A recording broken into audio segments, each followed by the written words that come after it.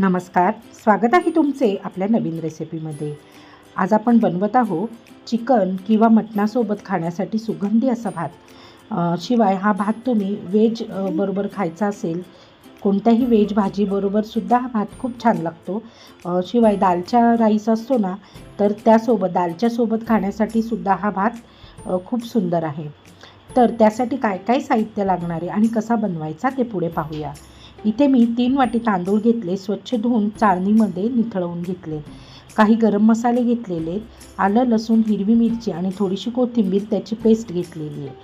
तर आता आपण आहे ना तांदूळ धुवून निथळवून घेतला आहे आणि त्याला आपण जी पेस्ट करून ठेवलेली आलं लसूण, एक हिरवी मिरची आणि थोडीशी कोथिंबीर असं आपण हे सगळं तांदळाला अशा पद्धतीने हातानेच लावून घ्यायचं आहे। गरम मसाल्यामध्ये आपण अर्धा चमचा जिरं घेतलेलं आहे, नंतर मिरे एक 10 घेतलेले, 5-6 लवंगा घेतल्या आहेत, 2 छोटी वेलची, एक मोठी वेलची, दालचिनीचा तुकडा आणि एक आपण इथे चक्रीफूल घेतलं आहे। तेलामध्ये आपण 2 पळ्या तेल घेतलं आहे आणि तेलामध्ये आपण हा गरम मसाला घातला आहे। अगदी सेकंदभर आपण हा मसाला परतवून घ्यायचा आहे आणि लगेचच आपण जो तांदूळ ज्याला आपण आलं लसूण पेस्ट लावून घेतलेली तो तांदूळ यामध्ये घालायचा आहे आणि छान असा परतवून घ्यायचा आहे। परतताना एक 5 ते 7 मिनटं चांगला परतवून घ्यायचा आहे मीडियम आचेवर, मस्त असा मोकळा झाला पाहिजे। आणि यामध्ये आपल्याला घालायचं आहे उकळतं गरम पाणी। जेव्हा आपण भात फोडणीला द्यायला घेतला तेव्हाच 6 वाटी पाणी आपण इथे बाजूला उकळत ठेवलेलं आहे। आपल्याला इथे उकळतं पाणीच वापरायचं आहे। 3 वाट्या तांदूळ असेल तर आपल्याला 6 वाट्या पाणी घ्यायचं आहे। जेवढा तांदूळ त्याच्या दुपटीने आपल्याला पाणी वापरायचं आहे।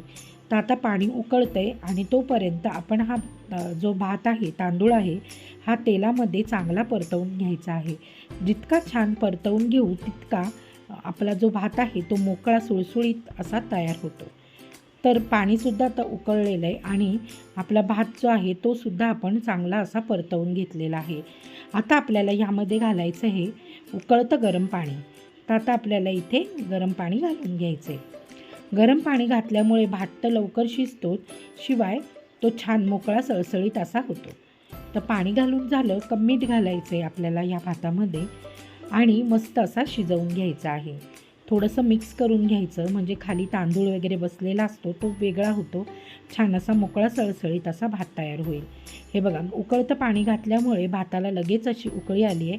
आता चवीपुरतं मीठ घालायचं, पुन्हा एकदा ढवळून घ्यायचं आणि पाणी कमी झालं, भातातलं पाणी कमी झालं का त्यावर झाकण ठेवून आपल्याला दम म्हणजे वाफेवर हा भात शिजवायचा आहे।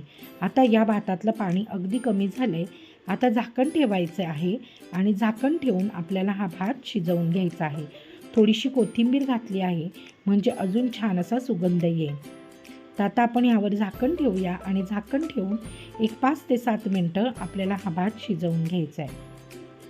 हे बघा, 7 मिनटं झाली आहेत आणि मस्त असा हा भात मोकळा सळसळीत असा तयार झालेला आहे।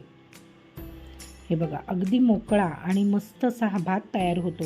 चिकनसोबत, मटनसोबत किंवा कोणतीही मिक्स डाळीची उसळ असेल किंवा दालच्यासोबत हा भात खूप सुंदर लागतो। तर तुम्हीसुद्धा नक्की ट्राय करून पहा। चला तर मग पुन्हा भेटू आपल्या पुढच्या व्हिडिओमध्ये। Bye bye.